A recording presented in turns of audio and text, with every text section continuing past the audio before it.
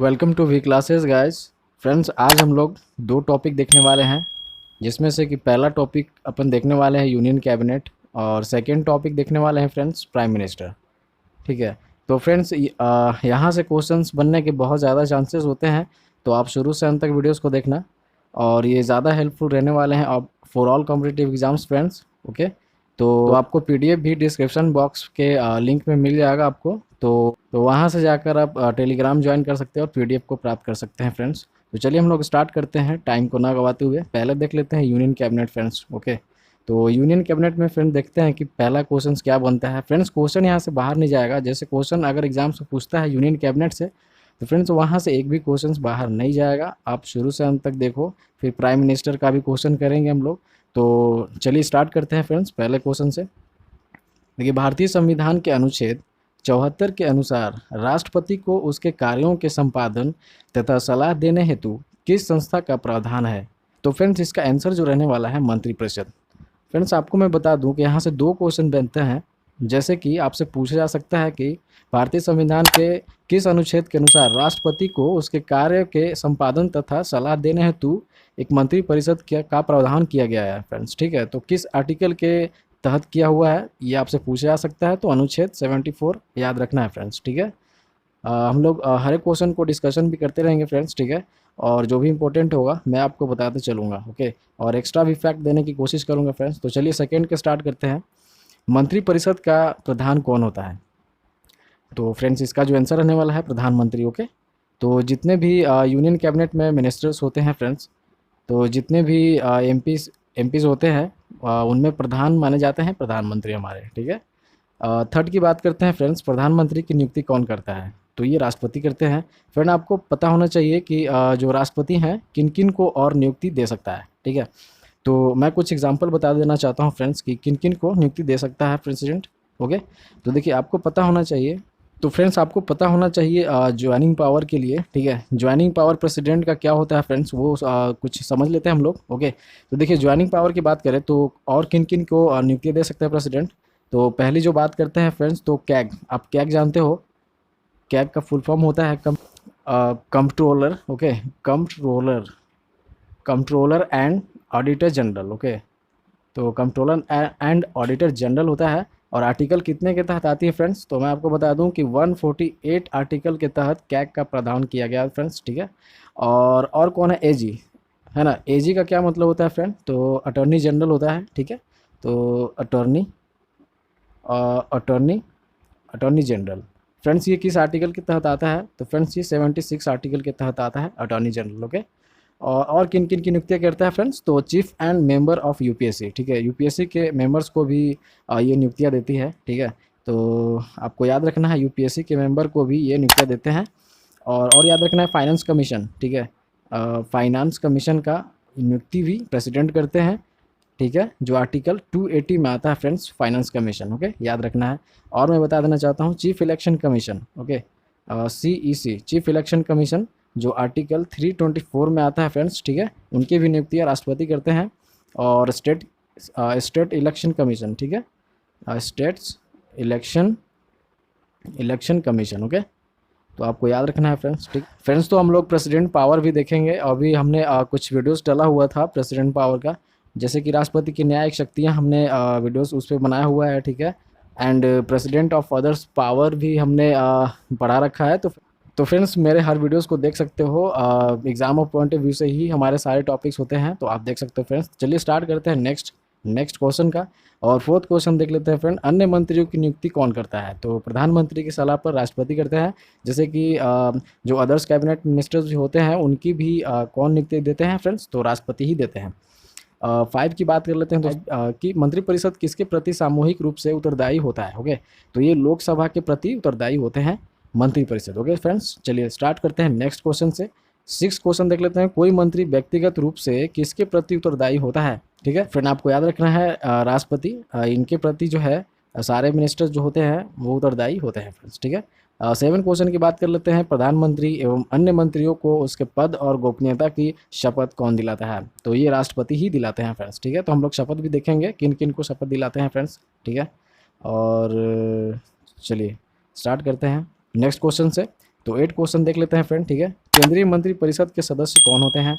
तो आपको बताना है केंद्रीय मंत्री परिषद के सदस्य कौन होते हैं फ्रेंड। तो जो लोकसभा अथवा राज्यसभा के सदस्य होते हैं। ओके फ्रेंड्स, ये मैं जो करवा रहा हूँ आपको, ये एक टाइप से एक थ्योरीज है। तो यहाँ से क्वेश्चन जो है आपको देखने को ज़रूर मिलेंगे। आप MCQ क्वेश्चन लगा लेना, तो आपको समझ में आ जाएगा फ्रेंड्स, ठीक है। चलिए स्टार्ट करते हैं 9 क्वेश्चन से। केंद्रीय मंत्री परिषद में कितने प्रकार के मंत्री होते हैं फ्रेंड्स? तो ये 3 प्रकार के होते हैं, जिसमें कि आपको देखना पड़ता है कैबिनेट मिनिस्टर होता है ना, स्टेट मिनिस्टर्स होते हैं एंड उप मंत्री होते हैं फ्रेंड्स, ठीक है। चलिए स्टार्ट करते हैं 10th क्वेश्चन से, ठीक है। तो 10th क्वेश्चन देख लेते हैं फ्रेंड, कैबिनेट मंत्री किसे कहते हैं, ठीक है। तो आपको बताना है फ्रेंड्स कि कैबिनेट मिनिस्टर्स कौन होते हैं। तो यह अपने विभागों के अध्यक्ष होते हैं फ्रेंड्स, ठीक है। 11th क्वेश्चन देखते हैं, राज्य मंत्री मिनिस्टर ऑफ स्टेट किसे कहते हैं फ्रेंड्स, ठीक है। तो फ्रेंड इसका जो आंसर रहने वाला है, यह भी कैबिनेट स्तर के ही मंत्री होते हैं और कैबिनेट मंत्रियों के कार्यों में सहायता प्रदान करते हैं फ्रेंड्स, ठीक है। चलिए स्टार्ट करते हैं 12th क्वेश्चन देख लेते हैं फ्रेंड, ठीक है। उप मंत्री है ना, डिप्यूटी मिनिस्टर, ठीक है। डिप्यूटी मिनिस्टर किसे कहते हैं फ्रेंड्स? तो ये राज्य मंत्री के नीचे की श्रेणी है और यह किसी वरिष्ठ मंत्री के अधीन रहकर उसकी सहायता करते हैं फ्रेंड, ठीक है। चलिए 13 क्वेश्चन की बात करते हैं फ्रेंड, मंत्री परिषद काउंसिल ऑफ मिनिस्टर क्या है फ्रेंड्स, आपको बताना है। तो आंसर देखिए इसका है, प्रधानमंत्री, कैबिनेट मंत्री, राज्य मंत्री तथा उप मंत्री मिलकर मंत्री परिषद बनते हैं फ्रेंड, ठीक है। याद रखना है दोस्तों, ठीक है। चलिए स्टार्ट करते हैं फ्रेंड 14 क्वेश्चन, मंत्रिमंडल यूनियन कैबिनेट क्या है फ्रेंड? तो आंसर इसका हो जाएगा, प्रधानमंत्री और कैबिनेट स्तर के मंत्रियों से मिलकर बनती है, ठीक है, मंत्रिमंडल। अब 15 क्वेश्चन में बोलता है फ्रेंड, मंत्री परिषद का कार्यकाल क्या है? ओके, तो मंत्री परिषद का कार्यकाल क्या होता है फ्रेंड? लोकसभा के कार्यकाल के बराबर, अर्थात 5 वर्षों का। ओके, याद रखना है, क्वेश्चन पूछे जाते हैं फ्रेंड, तो आप अच्छे से इस क्लास को करो। देखिए 16 क्वेश्चन की बात करते हैं फ्रेंड, देखिए 16 क्वेश्चन की बात करते हैं, तो मंत्रिमंडल की बैठक का सभापतित्व कौन करता है? तो प्रधानमंत्री करते हैं फ्रेंड, ठीक है। अब 17 की बात करते हैं, भारतीय संविधान के अनुसार राष्ट्र के नीति, कानून, बजट, विकास के लिए योजना बनाने एवं देश का शासन चलाने का काम किसे सौंपा गया फ्रेंड? तो ये मंत्री परिषद को। तो जितने भी नीति, कानून, बजट बनाना, विकास के लिए कुछ भी योजनाएं लागू करना, ठीक है, शासन चलाना, जो भी अगर इन सब बातों को ले लिया जाए तो इन सब का काम, ये सब काम मंत्री परिषद का ही होता है फ्रेंड, ठीक है। तो चलिए हम लोग स्टार्ट करते हैं नेक्स्ट टॉपिक से फ्रेंड, सेकेंड टॉपिक देखेंगे। तो दोस्तों अभी हम लोगों ने कैबिनेट मिनिस्टर, ठीक है, कैबिनेट मिनिस्टर हमने ख़त्म किया, ठीक है, मंत्री परिषद। तो फ्रेंड आई होप कि आपने सारे क्वेश्चन को कवर किया होगा अच्छे से। तो आपको कैबिनेट मिनिस्टर से क्वेश्चंस नहीं छूटने वाले हैं फ्रेंड, आप बिलीव करो। चलिए हम लोग सेकेंड टॉपिक की बात करते हैं और प्राइम मिनिस्टर देख लेते हैं फ्रेंड, ठीक है। तो हम लोग प्राइम मिनिस्टर देख लेते हैं और क्वेश्चन क्या बनते हैं, चलिए। तो देखिए क्वेश्चन जो है फ्रेंड 18, राष्ट्रीय स्तर पर कार्यपालिका एवं विधायिका का वास्तविक प्रधान कौन होता है? तो ये भारत के प्रधानमंत्री ही होते हैं फ्रेंड, ठीक है।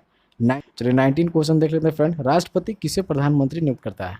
तो फ्रेंड आंसर होगा लोकसभा में बहुमत दल के नेता को। ओके, तो ऐसे होता है कि जब लोकसभा का चुनाव होता है फ्रेंड, तो चुनाव होने के बाद फिर लोकसभा में ही जो वहाँ के मेंबर होते हैं वो बहुमत दल के नेता को चुनते हैं फ्रेंड। वो अपनी मेजोरिटी होती है, अपनी क्राइटेरिया होता है, प्रोसीजर होता है, और फिर राष्ट्रपति उनको नियुक्त करते हैं, ठीक है।